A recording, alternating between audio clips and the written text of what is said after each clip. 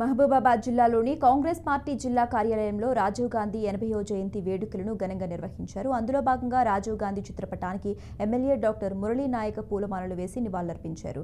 ఆయన ఐటీ రంగానికి పునాదులు వేయడంతో పాటు విప్లవాత్మకమైన మార్పులు తీసుకొచ్చారన్నారు. ప్రతి ఒక్కరూ రాజీవ్ ఆశయాలను కొనసాగించాలని ఎమ్మెల్యే కోరారు. ఈ కార్యక్రమంలో డీసీసీ అధ్యక్షుడు భరత్ చందర్ రెడ్డి, కాంగ్రెస్ పార్టీ శ్రేణులు పాల్గొన్నారు.